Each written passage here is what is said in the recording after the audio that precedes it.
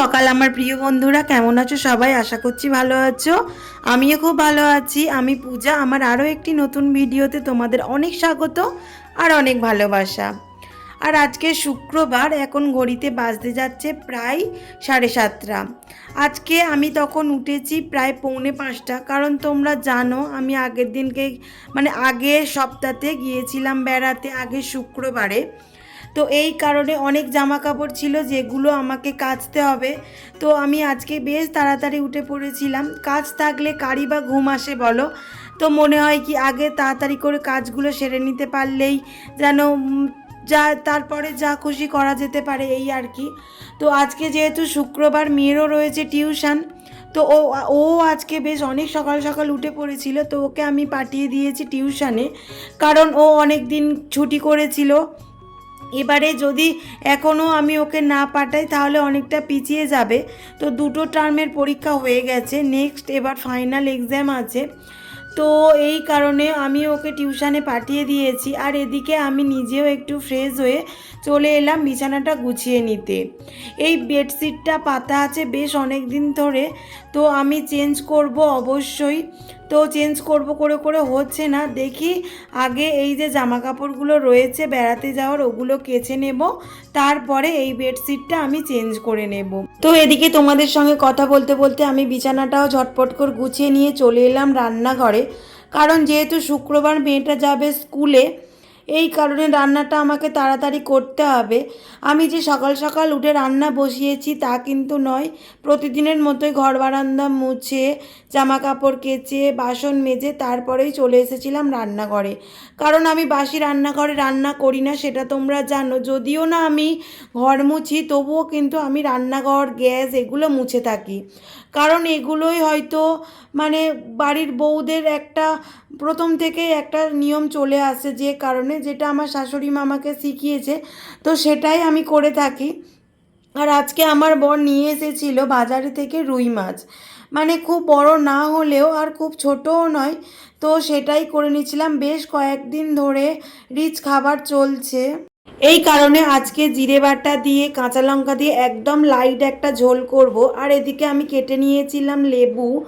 তো লেবু দিয়ে জিরে বাটার ঝোল, মাছ দিয়ে, এগুলো বেশ ভালো লাগে। আমার বর তো ভীষণই ভালোবাসে, আর আমার মেয়েও খুব ভালোবাসে। তো আজকে একদম লাইটভাবে রান্নাটা করব। আর এদিকে রান্না বান্না করে চলে এলাম মেয়েকে রেডি করাতে, কারণ মেয়েটাকে সময় স্কুলে পাঠাবো। তো আজকে আমি যাব না স্কুলে, নিয়ে ওর বাপিই যাবে।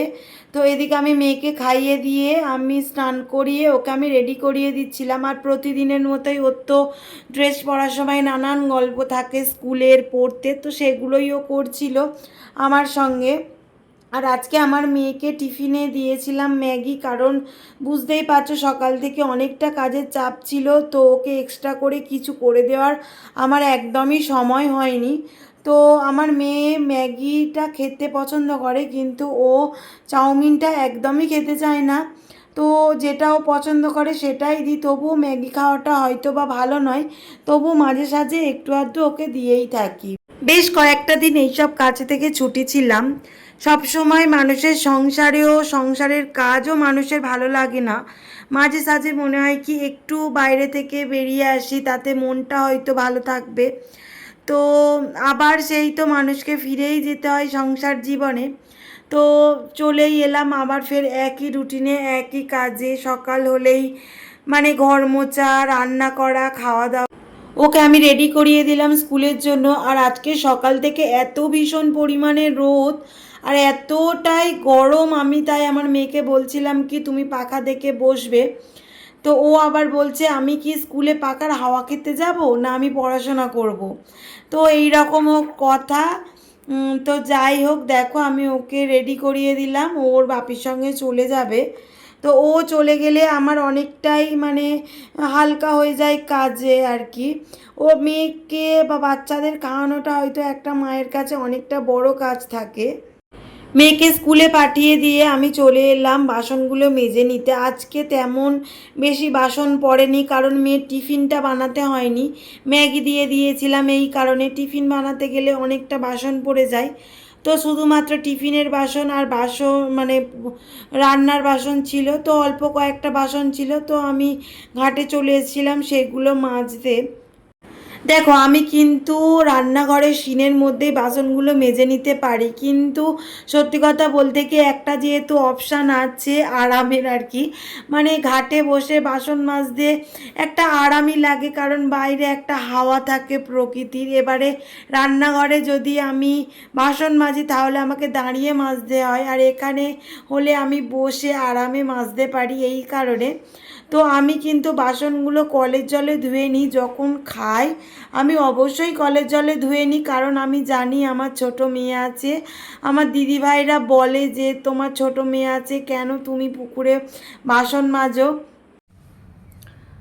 হ্যালো ফ্রেন্ডস, তো এখন ঘড়িতে বাজতে যাচ্ছে প্রায় 4টে। তো মেয়েটা বাড়ি এলো 3:30 সময় বাড়ি এলো। তো এসে ওকে একটু ঘুম পাড়িয়ে দিলাম। তো ওকে ঘুম পাড়িয়ে দিয়ে আর আমি একটু ঘুমিয়েও ছিলাম। আমার হাজব্যান্ড ওকে আনতে গেছিলো, আমি আর আজকে যাইনি। আমার হাজব্যান্ড একাই ওকে নিয়ে চলে এসেছে। তো মুখের অবস্থা দেখে বুঝতেই পারছো এতটা পরিমাণ ট্যান পড়ে আছে। তো কবে কি ঠিক হবে তার তো ঠিক নেই। আর এবারে ভালো লাগছে না, ওই জন্য ক্যামেরার সামনে আমি সত্যি কথা আসছি না, তোমাদের সামনে তেমনভাবে কথাও বলছি না, বুঝতে পেরেছো? তো তোমরা আমার ভিডিও দেখে বুঝতে পারছো যে আমি সামনে আসছি না, জাস্ট কাজগুলোই দেখাচ্ছি, তুলে ধরছি, এই আর কি। তো কবে ঠিক হবে কি জানি বাবা। তো যাই হোক, আমার ভিডিও তো আমাকে করতেই হবে।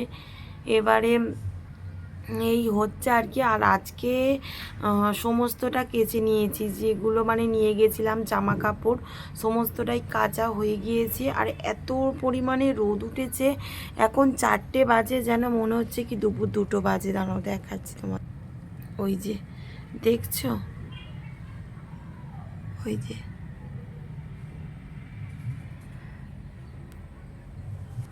যেন মনে হচ্ছে দুপুর 2টো বাজে, এত গরম। সমস্ত জামা কাপড়গুলো শুকনো হয়ে গেছে, কিছু জামা কাপড় গুছিয়ে নিয়েছি আর মানে গুছিয়ে রেখে দিয়েছি, আর কিছু এখন হচ্ছে কি মানে তারে ভর্তি। দাঁড়াও তোমাদেরকে ব্যাক ক্যামেরাতে এই যে দেখছো পুরো জামা কাপড়ে ভর্তি।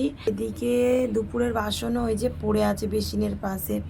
দুপুরের বাসনটাও মাজিনি, কারণ ভালো লাগছিল না। খেয়ে দিয়ে উঠে একটু শুয়েছিলাম, কারণ মেয়েটা আসবে, তাকে এলে খাওয়াবো। তো এই কারণে অনেকটা কাজ থাকে মেয়েটা এলে, এই কারণে। তো চলো একে একে সব কাজগুলো সেরে নিই, জামা কাপড়গুলো তুলে নিই, আর এই যে বাসনগুলো পড়ে আছে ঝটপট করে মেজে নিই। আর টিচার্স ডে ছিল কালকের আর কি। তো আর যায়নি আমার মেয়ে, বৃহস্পতিবার যায়নি স্কুলে কালকে, কারণ ফিরলাম আর পাঠায়নি স্কুলে, আজকে পাঠিয়েছিলাম। তো ওদের আন্টিরা একটা চকলেট দিয়েছে আর একটা কেক দিয়েছে আজকে যেতে, এই আর কি। তো চলো আমি আমার কাজটা ঝটঝট করে নিয়ে এবারে।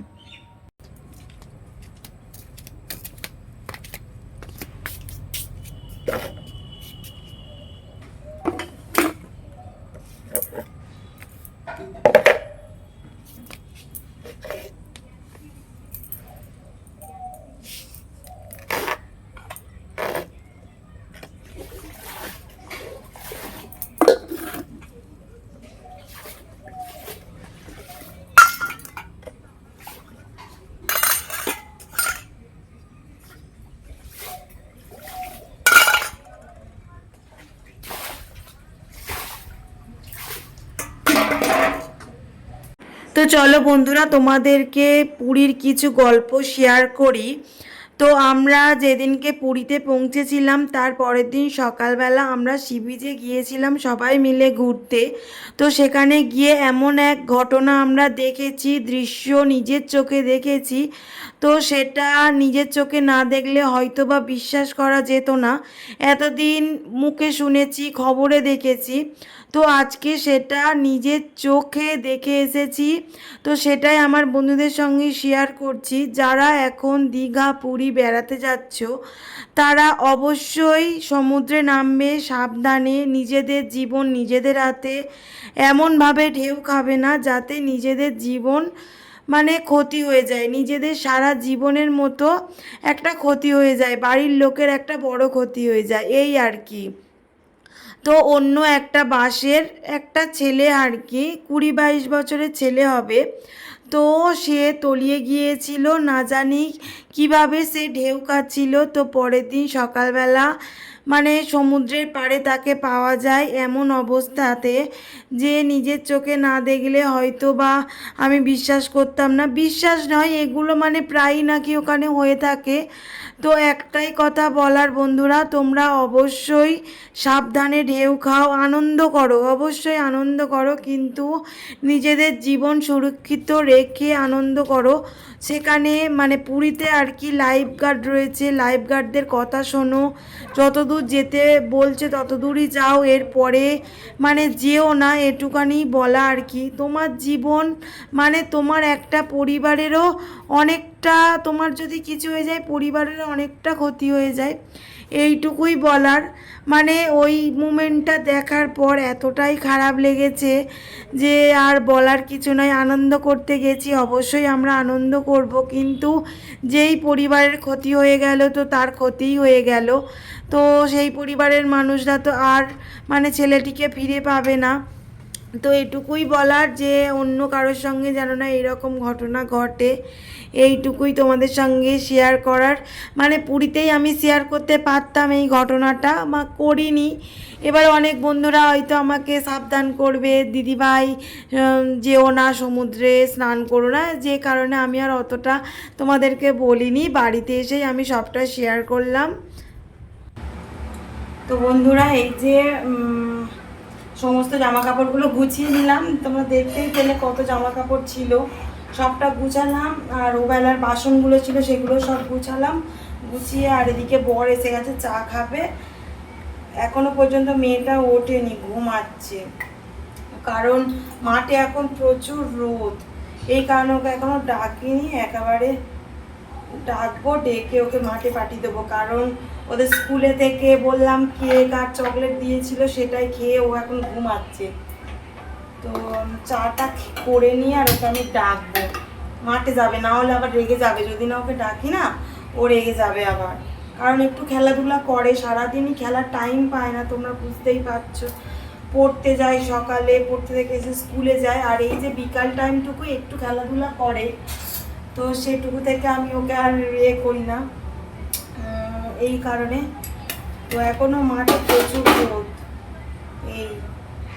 আর আমার স্কিনটা যে কবে ঠিক হবে আমি নিজেই জানি না, নিজের মুখ নিজেরই দেখতে ভালো লাগছে না, যে নিজে দেখি মানে আমার একদম ভালো লাগছে না, কবে যে সব কিছু ঠিক হবে তা কি জানি। আগের বাড়ি গেছিলাম তো এতটা কালো হয়নি, জানো তো কেন বলো তো, আগের বারে মেঘ মেঘ করেছিল আর বৃষ্টি হচ্ছিল, আর এবারে তো প্রচণ্ড রোদ আর তেমন জল মেখেছি। সবার ফার্স্ট যেতাম হোটেল থেকে আর সবার লাস্ট আসতাম। মানে আমরা ভাত খাবো প্রতিদিন 3:30, 3টে, 3:45 এইরকম বেজে যেত প্রতিদিন, যে কারণে তার ফলটা এখন ভোগ করছি। তো যাই হোক, ঠিক তো হবে একদিন না একদিন, তাই না? এই যে মুখে না এইগুলো কেমন মানে ছাপ ছাপ হয়ে আছে, কেমন একটা মানে ছাল ছাল উঠছে, এইটাই আর কি। তো যাই হোক, তো চলো চাটা আগে খেয়ে নিই। কয়েকদিন বেশ সুন্দর আনন্দে ছিলাম, চা করতে হচ্ছিল না, রান্না করতে হচ্ছিল না, তো বাড়িতে এসে ফের একই রুটিনে ফিরে গেছি।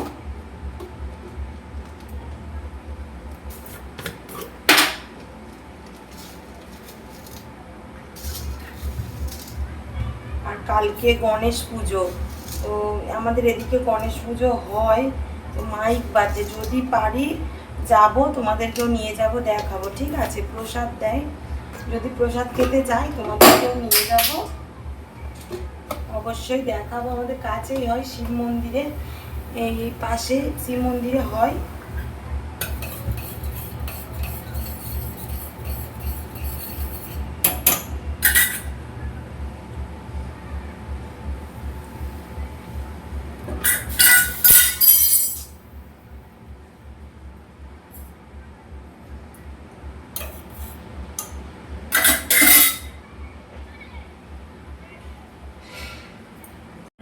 আর এদিকে সন্ধ্যা হয়ে গিয়েছে, মেয়েটা মাঠে থেকে চলে এসেছে ঘরে, প্রায় অনেকটা দিন পরে আমি ওকে পড়তে বসাচ্ছি। তো দেখছি ওর মানে মনে আছে সব কিছু, কিছু কিছু জিনিস ভুলে যাচ্ছে, আবার কিছু কিছু মনে আছে।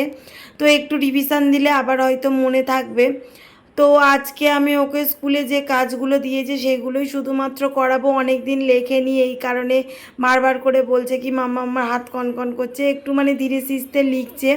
বাচ্চা মানুষ বুঝতেই পারছো, ধীরে ধীরে হয়তো ঠিক হয়ে যাবে। তো বন্ধুরা এই যে ডিনার করে এলাম, আর কয়েকদিন ভোর নিচের ঘরেই শোয়া হচ্ছে। তো আজকে আর ভিডিওটা বেশি বড় করব না, আজকে ভিডিওটা এই পর্যন্ত। যদি আমার ভিডিওটা ভালো লাগে অবশ্যই লাইক কমেন্ট শেয়ার করবে এবং সাবস্ক্রাইব করে পাশে থাকা বেল আইকনটি অবশ্যই প্রেস করে দেবে, যাতে আমার ভিডিওটা সবার আগে তোমার কাছে পৌঁছে যায়। আর আবার দেখা হবে নেক্সট ভিডিওতে, ঠিক আছে? Tata, good night.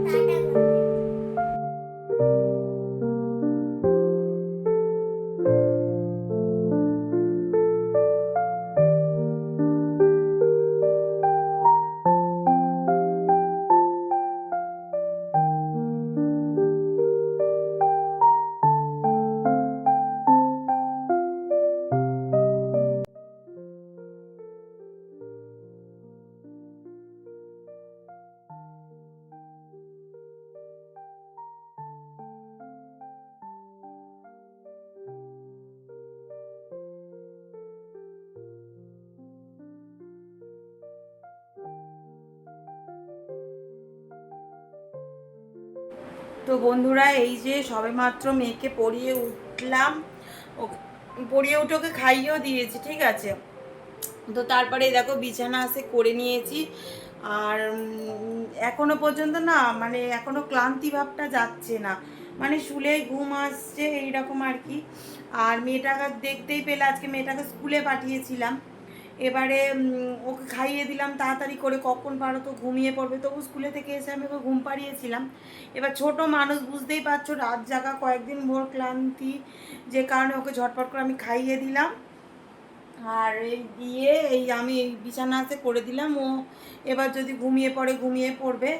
তো চলো, আমার আর কিছু সমস্ত ঘর আসে একদম গুছিয়ে নিয়েছি, এই যে ঝাঁটফাট দিলাম। আর জামা কাপড়গুলো যে গুছাচ্ছি না, এখনও পর্যন্ত সেই জামা কাপড় দিয়ে বালি ঝরছে, এই আর কি। আর তো যেই কারণে মানে সবটা ঝাঁটটাট দিলাম, দিয়ে পরিষ্কার করলাম। আর আজকে তেমন কিছু আমি ডিনারে বানাইনি, ওর বাপি বাইরে থেকেই নিয়ে এসেছে।